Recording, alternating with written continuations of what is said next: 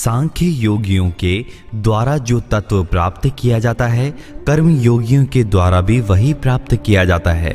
अतः जो मनुष्य सांख्य योग और कर्म योग को फल रूप में एक देखता है, वही ठीक रहता है।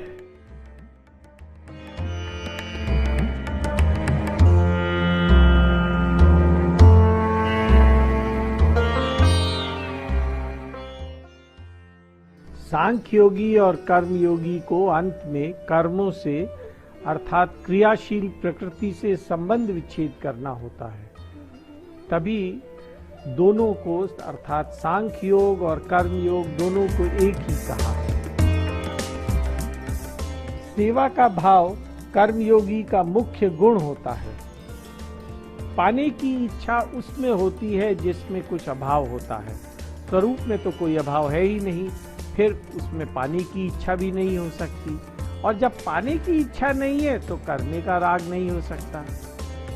मनुष्य जब तक अपने आप को शरीर मानता है, तब तक उसे अपने में अभाव प्रतीत होता है, और अभाव होने से उसमें पाने की इच्छा होती है, और जब पाने की इच्छा होती है तो करने का राग उत्पन्न होता है।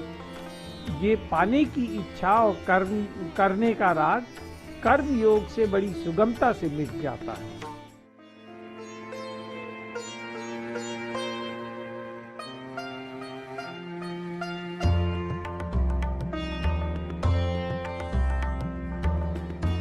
हे महाबाहो, कर्म योग के बिना सांख्य योग सिद्ध होना कठिन है। मननशील कर्म योगी शीघ्र ही ब्रह्म को प्राप्त हो जाता है। सांख्य योगी का ध्येय ब्रह्म का अनुभव करना है, परंतु राग द्वेष के होते हुए परमात्म तत्व का अनुभव तो दूर, उसका समझ में आना भी बड़ा कठिन है। राग मिटाने का सुगम उपाय है कर्मयोग।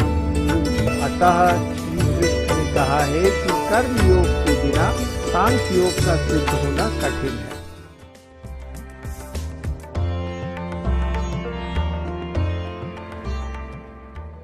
जिनकी इंद्रियां अपने वश में है, जिनका अंतकरण निर्मल है, जिनका शरीर अपने वश में है, और संपूर्ण प्राणियों की आत्मा ही जिसकी आत्मा है, ऐसा कर्मयोगी कर्म करते हुए भी लिप्त नहीं होता। इंद्रियों को वश में करने का तात्पर्य है उनका राग द्वेष से रहित होना। तब इंद्रियों में मन को विचलित करने की शक्ति नहीं रहती। ऐसे में साधक मन को जहां चाहे वहां लगा सकता है।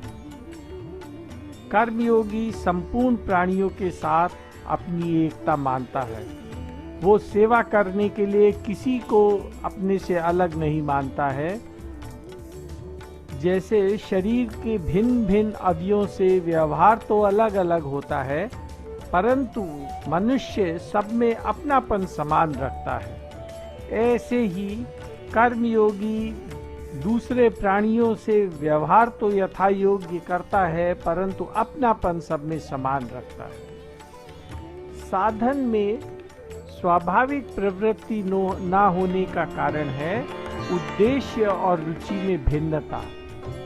उद्देश्य तो वो भगवत प्राप्ति का बना लेता है, परंतु रुचि उसकी रहती है सांसारिक पदार्थों में। यदि उद्देश्य और रुचि एक हो जाएं, तो साधन स्वतः तेजी से होने लगेगा।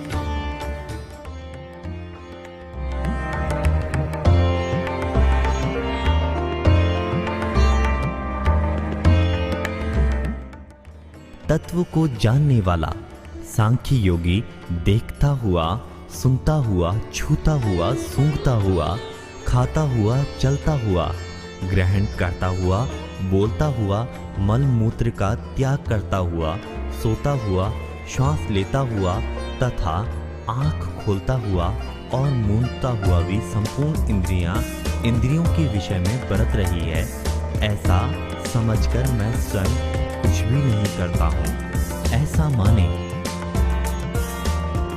अब कर्मयोग और सांख्य योग की साधना को बताकर श्री कृष्ण भक्ति योग की साधना बताते हैं।